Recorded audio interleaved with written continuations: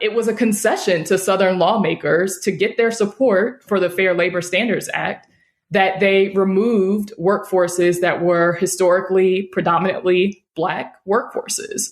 They needed white Southern lawmaker support, so they sold Black women out. Oops, they accidentally gave overtime to farm workers and airport. I mean, like... I can't answer that. Misrepresented. On this episode of Pod Virginia, it's going to be a Pyrrhic victory. Senate Democrats embrace Jim Crow racism. That worker is due their money. Run them their check. We're joined by Alexsis Rodgers of Care in Action. Our rights are not guaranteed. They require constant vigilance. We also talk about mask mandates, marijuana licenses, and tax cuts. It is a complete mistake to look at these numbers and think we're finished. All that and a satirical spot from Steve Artley on this episode of Pod Virginia. What was stated as being in the bill was not what was in the bill.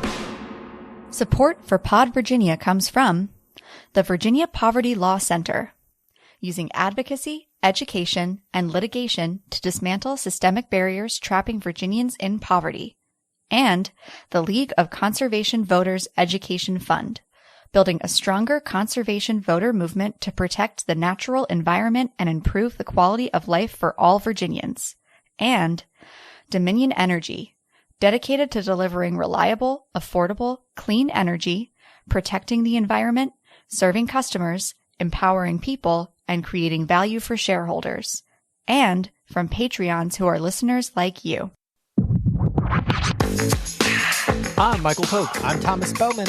And this is Pod Virginia, the podcast that takes you inside Virginia politics. Later, we'll explain how Senate Democrats are adding Jim Crow racism to the Virginia Code, stripping farm workers and domestic workers of the ability to seek overtime pay. We're going to be joined by Virginia State Director for Care in Action, Alexsis Rodgers. Michael, did you have any thoughts on how that conversation with Alexis went? Well, it's a fascinating segment. You're really going to want to listen to it. You know, it's really interesting how Senate Democrats are willing to graft Jim Crow racism into the Virginia Code. I mean, it's kind of mind-blowing, really, if you think about it.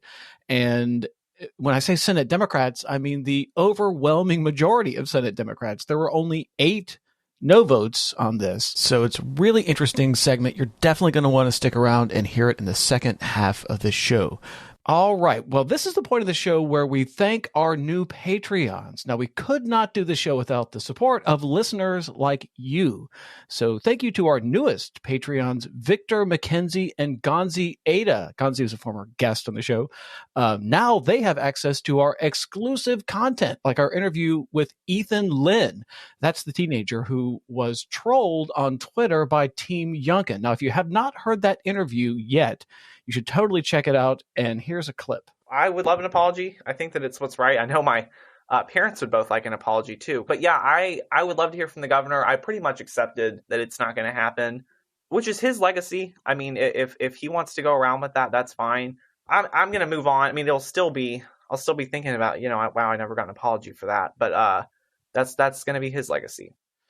So he never got an apology, Thomas. And, the part of that interview that I thought was the most interesting was the fact that they seemed to either have that photo of him and Northam ready to go, or it didn't take them long to find it and put it with the blackface photo. Also, like the blackface photo, it should be used in a very rarefied context. It's almost pulling out like the ace card. Like they played their ace card too soon in a way, right? Like why would they play the blackface card on a high school student who said something they didn't like on Twitter? Just everything about that just seems so strange. Yeah. What's interesting is there's been an increase of right-wing troll activity on Twitter, especially as Russia is poised to invade Ukraine. And one of the tactics they've adopted is to, as soon as anybody who they think is a liberal says something on Twitter that they don't like, they, especially about Youngkin, they'll post this supposed picture of Ralph Northam in blackface or a Klan robe and say something like, you voted for this guy or whatever. And this is becoming very common, especially over the last month, as their go-to dish it out insult without addressing any grievance brought up. You raise a good point. I've seen lots of troll Twitter accounts use this blackface photo like multiple times a day, every day. So you're right. Actually, it's very prevalent on Twitter, the use of this photo. The part that is striking is that it was the Team Youngkin Twitter account that used the blackface photo. Yeah, incredibly disappointing and inappropriate. And it indicates that they did some work. Somebody had to compile all of the images into one, and somebody had to dig through this high school student's Twitter account to go all the way back and find a picture of him with Ralph Northam from over the summer. And it's incredibly disingenuous to say, I didn't know, when high school student was on his Twitter bio. Right. Yeah. They clearly knew. There's no doubt about that. But anyway, you should totally check out the interview. All right, let's get to the news. Mask mandates in Virginia schools are about to be a thing of the past. The General Assembly passed a bill ending mask mandates this summer. And then Governor Glenn Youngkin slapped an emergency clause onto that bill, making it effective as of March 1st of this year. Now, that's only a few days from now. Most Democrats voted against the bill, although two renegade Democrat senators crossed party lines to make it happen. Senator Chap Peterson of Fairfax City and Senator Joe Morrissey of Richmond. Now, Peterson was actually the driving force behind ending the mask mandates. I would like this to take effect yesterday, but that's not going to happen. And I do believe that we're going to need a transition time for some of our Northern Virginia school districts and probably elsewhere in the state. Now, the House had a bit of a debate about the power of the governor to enact an emergency clause with a simple majority, although Democrats lost that fight. Delegate Marcus Simon says the governor's emergency clause is a mistake. These amendments don't make this bill better, they make it worse. They make it more difficult to comply with. This has been a rush to get the governor a much-needed political win. This is bad policy, poorly executed, in violation of the Constitution of Virginia. Now, Simon is right. This is a political win for Youngkin. There's no two ways about it. He campaigned on it, and now he's making it happen. So, I mean, lots of Democrats might not like that, but this is actually a pretty huge victory for Youngkin very early in his administration. Yeah, except it's going to be a Pyrrhic victory. The reason for that is that the kids will get sick, and the parents will blame the policymakers who made it so that kids with problem parents can send their kids to school without a mask. Well, you said the kids will get sick, but I mean, isn't the data showing that we're kind of coming out of this anyway? I mean, I think the timing of all of this is interesting because I think we may be on the verge of having all this debate being a moot point anyway, right? No, actually not at all. So this is, you're getting at actually what the central policy mistake throughout all of COVID has been, which is to react and have a stair step of policy implementations based off the raw numbers of COVID transmission. What the proper policy would have been had we started this in 2020, the policy response is you need to do everything and only let up when the threat is gone. And so this on again, off again culture with the masks, here's a problem. One, this is not going to be the last pandemic in history, even if COVID disappeared tomorrow. The other problem with this is that COVID is going to circulate. You only have about 30 days immunity or so from an Omicron infection, even when you're vaccinated. So there's a couple considerations is that we can expect COVID to continue breathing back and forth through the country. And you'll see it like coming in waves as the middle of the country is being infected and it radiates out into the urban areas again, where you'll see all the rates start to spike, and then it will decrease in the urban areas and go back to the middle of the country over the period of about 30 to 60 days for the full cycle.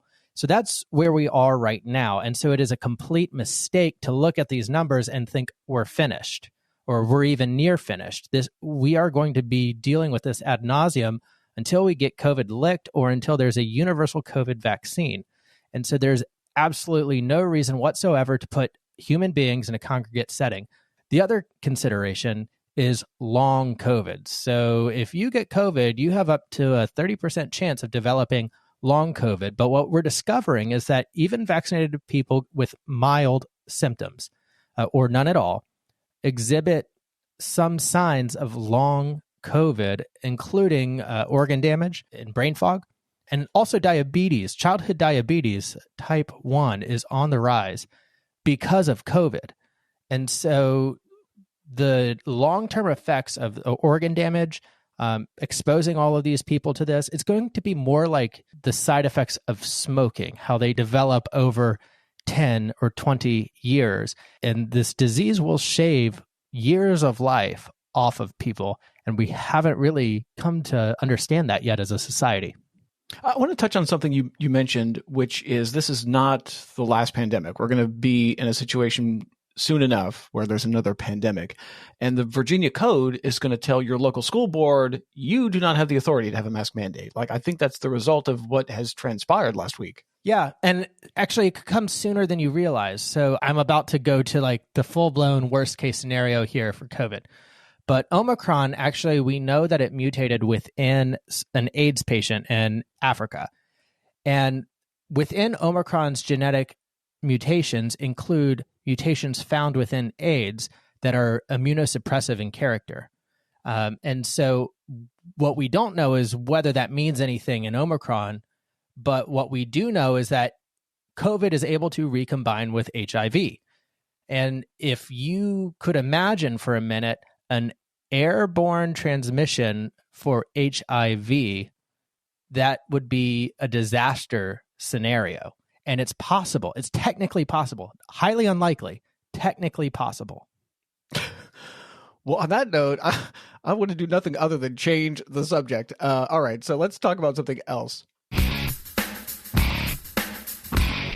Who will get first dibs on getting a valuable license to sell marijuana? Lawmakers are debating that, and the Senate passed a bill that has social equity licenses. These would be preferential categories of people who would get the licenses first. And there are 5 of them. People convicted of marijuana misdemeanors, family members of people convicted of marijuana misdemeanors, jurisdictions that have been disproportionately policed in the racist war on drugs, economically distressed areas, and HBCU grads. Is that 5? Did I count that right? 1, 2, 3, 4, 5. We're not numbers, guys. Delegate Paul Krizek is a Democrat from Fairfax County who says he is hopeful that House Republicans will see the utility of social equity licenses. I don't think Republicans necessarily hate the idea of equity licenses. They hate the word. Maybe they hate the word equity. I mean, it seems like it's a kind of verboten word these days. But they want to do the same thing as we want to do, and that is to right the wrongs of the past and to make and to find ways to help those people who have been victims of the war on drugs. Now, Republican Delegate Michael Webert of Fauquier County says he actually likes the idea of giving preference to economically distressed areas, which, again, is already in the Senate bill. So he likes that part of the Senate bill. And he says he would add something to that, which is preference for women or minority-owned businesses. Sometimes people call that SWAM, by the acronym SWAM. So he likes the economically distressed stuff, and he would add the SWAM. But he disagrees with the idea of giving preference to people who live in areas that have been disproportionately policed. You don't have to go looking in the census data to find who has been targeted the most for policing, et cetera, because it depends on, the definition of targeting and policing, et cetera. You can have some very wealthy areas that have been hit hard by, like, say, a cocaine bust. Now, Republicans might resist the idea of social equity licenses. And as you heard from Delegate Krizek, they don't particularly like the word equity either. But they do have an incentive to get something done because many Republicans say the status quo is just unacceptable because the only way for people to get this legal product is currently the black market. And nobody likes that scenario. So, Thomas, do you think Democrats are going to be able to strike a deal or persuade Republicans that people should have preferential licenses based on living in a jurisdiction that has been disproportionately policed or among people who have been convicted of marijuana misdemeanors? This is going to be an issue area where the Black Caucus is going to hold a lot of sway. The Republicans are attacking a provision that it was intended to help people they represent. And what's interesting is what Michael Weber is thinking of when he says definition of targeting and policing in wealthy areas targeted by a cocaine bust. I mean, you have to be pretty disingenuous and bury your head in the sand to really give that answer back and think that it's anything other than an exception to the rule. This is about money, right? Rural areas have been growing weed for a very long time. They would like to get paid and legalize this market, and he represents some of those areas. I think that their fear is with a limited number of licenses available and social equity. Yeah, we could talk about policing. We could also talk about other economically depressed areas as far as our definition of social equity. The reality is that this is a debate that will probably not go the Democrats' way unless the Black Caucus can stick together and prevent this provision from being stripped out of the bill. Well, one of the things you hear from Republicans is that if you give preferential licenses to people who have been convicted of a misdemeanor, then you are benefiting somebody who has done something illegal. I think one of the Republicans had a sort of a quip about, commit a crime, get a license. And so I think that is going to be the real tension, that one in the jurisdictions that have been disproportionately policed. I think they could probably make some sort of agreement on the economically distressed areas and the women and minority-owned businesses. And I think they could probably cut a deal on all that. But are they ever going to see common ground on preferential licenses to people who have been convicted, family members of people who have been convicted, or jurisdictions that have been disproportionately policed? Now, I don't know the answer to that. Yeah, and I would not be so callous if I were an elected official to say something like, if you've done a crime, you can get a license, because this was an unjust law from the very beginning, with unjust implementation from the very beginning, and in its very intention. So it's right up there with refusing to let some business have a water fountain because they were in violation of some Jim Crow law, with separate and segregated fountains or bathrooms or anything else. So the fact that they got charged with this at one point in their life, or were convicted of a misdemeanor at one point in their life, when we no longer recognize it as a crime, should not have any bearing on how we think about this population whatsoever, other than to recognize that we did them as a society a great injustice and have a responsibility, if they so choose, to let them earn their living legally. One more thing I want to talk about before we take our break is the tax policy, the tax break wars here between the House and the Senate. The House has gone full Youngkin in terms of the tax cuts they want. They want to totally eliminate the grocery tax, for example. But the Senate wants to eliminate some of the grocery tax, but then keep the 1% local tax, which would give them like $700 million more to play with. And then on the standard deduction, like the House wants to double the standard deduction, and the Senate says, oh, let's maybe study that, and maybe we'll do that in the future, but not this year. And then on the gas tax, the House wants to suspend that increase in the gas tax that Youngkin campaigned on. The Senate has already killed that idea. So clearly the House and the Senate are in conflict. I think they will probably remain in conflict until there's that sort of budget conference committee. Thomas, what's your sense in the history of these kinds of debates between the House and the Senate? I get the sense the Senate usually has a leg up on this kind of stuff. Well, and that's exactly right, Michael. When it comes to questions of the budget, and this is a budget question, Senate Finance holds all of the cards. But what about the governor's amendments? Doesn't he have the power to totally influence the outcome of this thing after it leaves the Capitol building? Well, and that's the risk. And so that's why if you're the Senate Democrats, you want to be very careful about what that bill you put onto Glenn Youngkin's desk is. Because if you open up that part of the code, you're opening it up for the governor, which has immense powers in the Commonwealth of Virginia, to line item veto or amend certain provisions of that bill.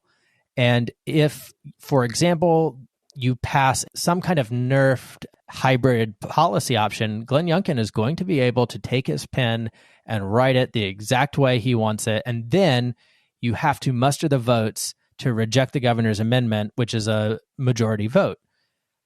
what's interesting about that is it depends on which Democrats in the Senate are willing to vote for the bill. All right, Michael, let's take a break, because when we get back, we're going to be joined by Alexsis Rodgers of Care in Action. She'll explain why some Senate Democrats want to strip farm workers and domestic workers of overtime protection. We'll be right back.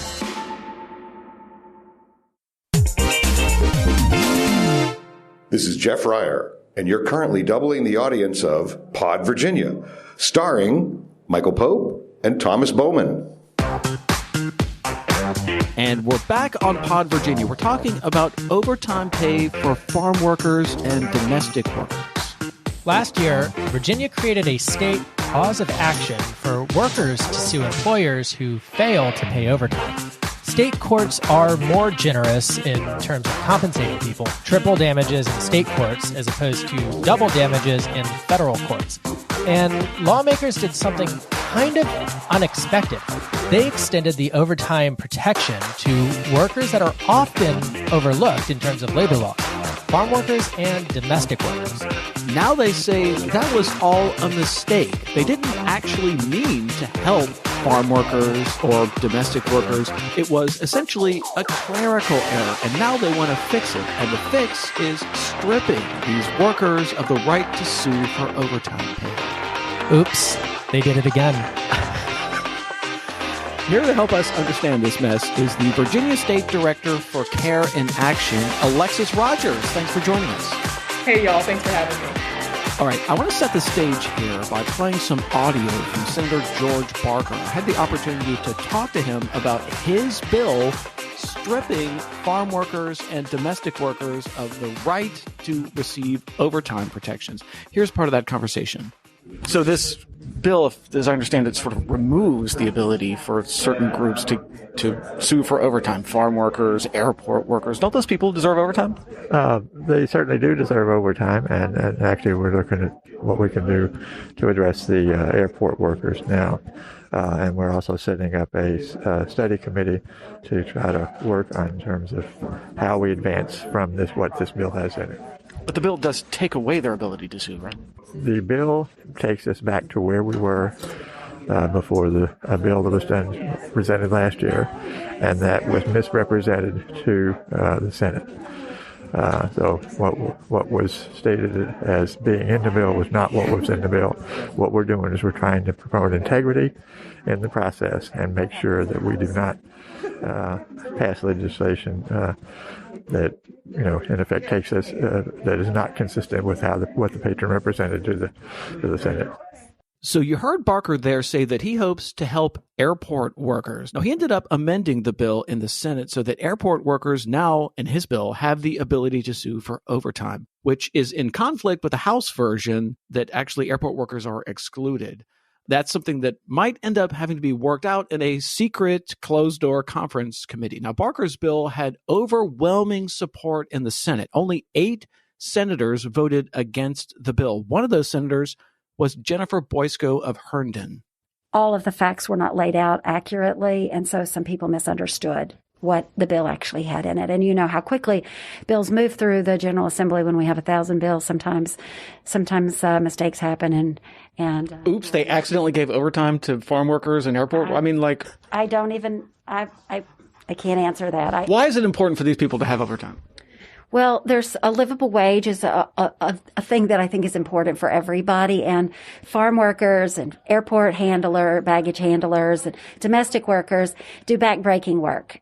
Domestic workers do backbreaking work. Alexsis Rodgers, do they deserve overtime pay? Absolutely, especially now during this ongoing pandemic, have been working hard to keep people safe, and they deserve overtime. They deserve a decent and living wage. Alexis, when I was a legislative aide, we embarked on an effort to strip the Virginia Code of minimum wage exemptions, because what we found is those were all put in during Virginia's brush with Jim Crow. And the Fair Labor Standards Act was written during the era of Jim Crow segregation in the 1930s, when Southern Democrats refused to create protections for Black workers. So why are Senate Democrats so cavalier about grafting Jim Crow segregation into the Virginia Code in 2022? Well, what I would say is that, we saw Delegate Price, Sia Price, certainly Chairwoman Juwan Ward when we were in the majority, and even Senator Jennifer McClellan, really make the case for why these racist exemptions needed to be removed. And I think that, we have seen that elections have consequences. We have also seen that, our rights are not guaranteed. They require constant vigilance to be defended. And it is deeply disappointing and frustrating that Senate Democrats would use their, first opportunity to repeal protections for domestic workers, for farm workers, and for other essential workers who have historically been excluded at the federal level and only recently gained protections here at the state level. I want to stay on the racist history of this Jim Crow law that we're talking about, because when Congress was debating this back in the 1930s, during one of the hearings, Texas Congressman Martin Dies actually said this, quote, "You cannot prescribe the same wages for the black man as the white man." He actually said that in Congress. Alexis, is that the logic that Senate Democrats want to use to exclude farm workers and domestic workers from overtime protection? To me, there's absolutely no logic to it. So I can't say what they're thinking or a kind of argument might be at this time. What I know is that Black women, particularly, and immigrant women right now are doing some of the hardest work, right? Making sure that young people with disabilities, elderly folks are cared for. And we know even, decades ago, like you're describing, it was a concession to Southern lawmakers to get their support for the Fair Labor Standards Act that they removed workforces that were historically predominantly Black workforces. They needed white Southern lawmaker support, so they sold Black women out. And we absolutely, in 2022, should not be tolerating that kind of policymaking any longer. All right, let's talk about airport workers real quick. The House version excludes airport workers from overtime protection. And why would anybody, Alexis, want to exclude airport workers? I don't know why anybody would want to exclude any worker. I mean, again, we're not saying that any business needs to do more. We're simply saying that if a person works 45 hours, an hourly employee works 45 hours or 50 hours in a week, that an employer who does not pay for the extra 5 or 10 hours should be held accountable. That worker is due their money. Run them their check, right? So we're not saying that there's any new requirement for all the businesses who are doing the right thing. We're saying that a worker has a right to get what is owed them when they are done wrong. And so if you are an airport worker, if you are a nurse, if you are a grocery worker, whatever your job is, you deserve the dignity to be paid what you have earned, right? And that's common sense. And I think Democrats should be leading on policies that uplift working families and uplift workers. And it is shameful to see any Democrat lead the way to carving that out. Alexis, will you respond to the framing and the narrative that even Democrats are using, that they passed a bill that was misrepresented and that they don't understand? Is that a credible excuse in your mind? Is that actually what happened? Or is this industry lobbyists lying to legislators in order to try to gain an upper hand? I definitely like to think that we have, integrity in our legislative process. I have been advocating for laws and at the General Assembly level for, nearly 10 years now. So I have seen a lot, but I maybe haven't seen it all. I would say that where we are at this moment is lawmakers, and Democrats in particular, have a choice to stand with working people or to stand against working people. So regardless of maybe their misunderstandings of the past or misguidance of the past, today, here in February 2022, Senate Democrats and all of our elected officials have a choice to make, to either pass a law that would gut the ability for workers to get the money they're owed, or to stand with workers, protect their rights, and make sure that they can, live with dignity and respect. I would amend that to say, now I've seen it all. I mean, never in my history as a journalist covering local city council meetings, board of supervisors, school boards, I cannot remember ever in my personal experience ever seeing any elected officials say, you know what, I didn't know what I was voting on. I was totally mistaken about that vote. And boy, did I screw up. Like, we need to have another vote to change that. I cannot remember ever seeing that in the General Assembly or anywhere else. I mean, it just is, the actual narrative of what's going on here is totally unbelievable. In order to believe that framing, that narrative, you have to believe that all 140 legislators didn't understand what they were voting for, or else it would have gotten brought up. You have to believe that all 140 legislators' staff didn't do the right staff work to vet the bill. You have to believe that the governor's staff in the executive agency didn't do their due diligence. And I can tell you right now, they analyze very closely the implications of every single bill before the General Assembly. It's got nothing to do with the argument that the patron might make before the committee, because then a lot more good legislation would actually pass. It has everything to do, in my opinion, with a bill that they're trying to sneak through now that the industry thinks that they have the votes to do it. And I mean, I don't buy this. Like, I don't believe that every single person involved with the legislative process missed a key provision. Can we go back to the posture of the bill for a second here? I'm curious about the distinctions here between the Senate bill that has exclusions for farm workers and domestic workers versus the House version, which has farm workers, domestic workers, and airport workers. So there's a critical key distinction right now between the House version and the Senate version. It's very likely to go into conference committee. Alexis, is there any possibility of advocates killing this thing in conference committee? Well, I can tell you that Karen Action and a lot of our, friends in labor, whether it's SEIU, AFL-CIO, and others, are going to be working damn hard to fix, if not kill, this bill, right? Because we know that we have seen Senate Democrats stand up for workers this legislative session. Freezing the minimum wage was a debate, right? Senate Democrats stopped that. There have been attempts to roll back the Domestic Workers Bill of Rights kind of overall. They stopped that, right? So we've seen them stand up for working people this session. And I believe, at Karen Action and SEIU and AFL-CIO, all of us want to see Senate Democrats stand up and right this wrong as well, and to realize that they cannot turn their backs on working people. So, we know it's going to be a tough fight. This bill has already taken several votes, both on the House side and the Senate side. But we've been in tough fights before, whether it was passing Medicaid expansion, raising the minimum wage for the first time, or, passing a Virginia Voting Rights Act, right? We've been in tough fights, so we know what it takes to win. And we're going to keep organizing and knocking on those doors in the General Assembly or virtually on Zoom until we can get this thing done. So let's talk about domestic workers. This is your area here. So the move to strip domestic workers of overtime protection comes at a time when Virginia is extending new labor protections to these specific workers. Alexis, what is the Domestic Workers Bill of Rights, and how does that factor into this discussion that we're having today?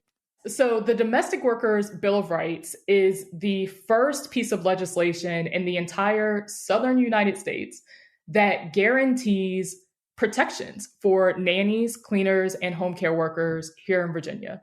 There were historically a number of explicit and implicit laws on Virginia's books that made it impossible for domestic workers to have basic things like a guaranteed minimum wage, or protections against discrimination on their job, or health and safety protections.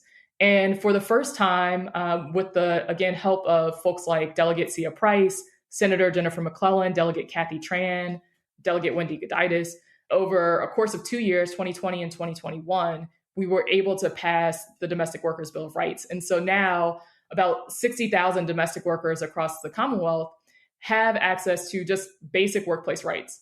It's groundbreaking in the sense that many of these workers work in isolation, right? Don't have an HR department to report to. and really are working in the shadows. And finally, they are brought into kind of the same standard as other workers. And on the other hand, it's not groundbreaking because it's stuff that you and I, and many other workers take for granted, right? The dignity of a base wage, the dignity of going to work. And if you're fired because of who you are, having a course of action of how to dispute that. And so it's really meaningful and powerful to the women who take care of us to have that respect encoded in Virginia law. Alexis, shed a little bit more light here on domestic workers. So you mentioned this a little bit in that last answer, but like, who are these people that we're talking about? What kind of jobs do they do? And sort of how do they fit into the labor, force? Domestic workers are the women who are making everything else possible, right? They're cleaning our homes, taking care of our kids, taking care of our loved ones with disabilities or who are, elderly. And they're providing that direct care in our homes. And it's actually one of the fastest growing workforces, both here in Virginia and across the country, as people live longer, right? And want to live comfortably in their homes, as particularly my generation start having kids, but also need to take care of our parents or grandparents. There's a greater demand for the care economy, for making sure that these jobs are both well-paid, highly professional, quality jobs, and also affordable to, the average working person who depends on care.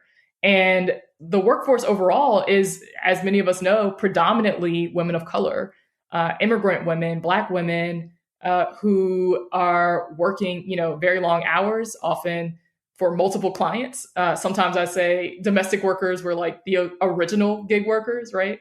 Because domestic workers have often had to manage multiple clients, multiple contracts, multiple unique environments for their work. And they're hard jobs. And they're jobs that, again, historically have not had protections or even kind of a fair setup, right? So many of our domestic workers may speak Spanish as their first language, and that creates a barrier with their employer and could make it difficult for them to speak up for themselves if they're in a bad environment. So it's really an honor to be in this role where I'm able to advocate for such hardworking women. And, every day I just try to show up and make sure that I'm doing them right.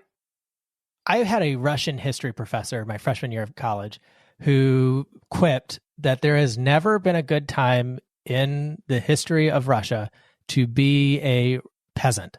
And I think this could apply to Virginia in that there's never been a time in the history of Virginia that it's been a good time to be a farm worker. They always get the shaft in Richmond. Even when Democrats were in power, they denied farm workers the ability to get a minimum wage.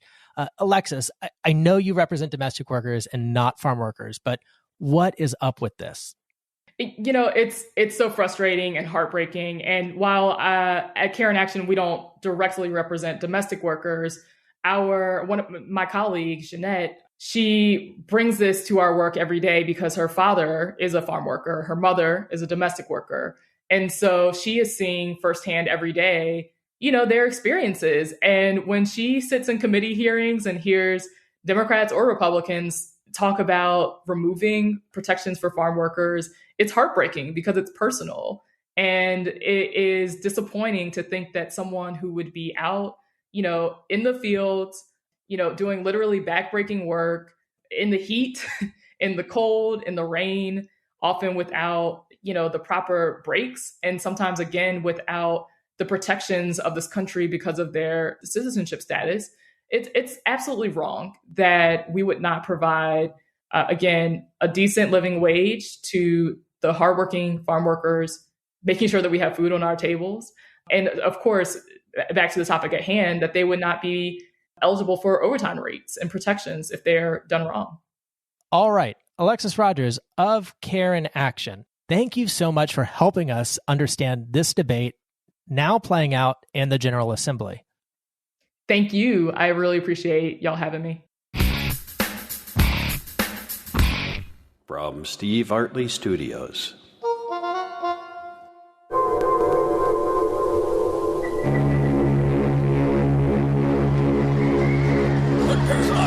I gave the order to ready the lifeboats.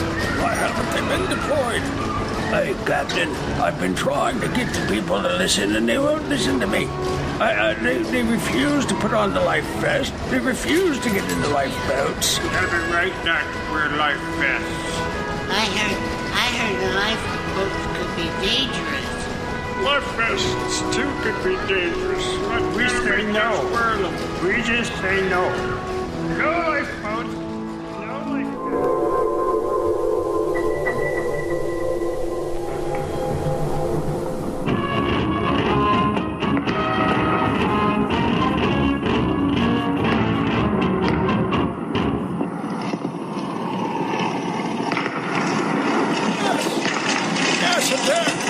Gas attack! Get on your gas masks now! Gas masks on! No gas mask. We don't have to wear those gas masks. No, we're not. We refuse. We have the right not to. I heard somewhere that they are dangerous.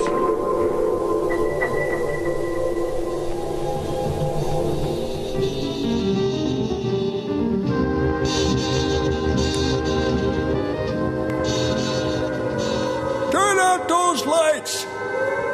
Get your shelters! Now! Get your shelters! You can't be telling us what to do. No way. We can keep we have the right to keep the lights on. Don't you be telling us to turn them off. We do what we want. We heard the shelters. We heard that the shelters are dangerous. They're dangerous. The shelters are dangerous. That's what we heard. Oh, shit.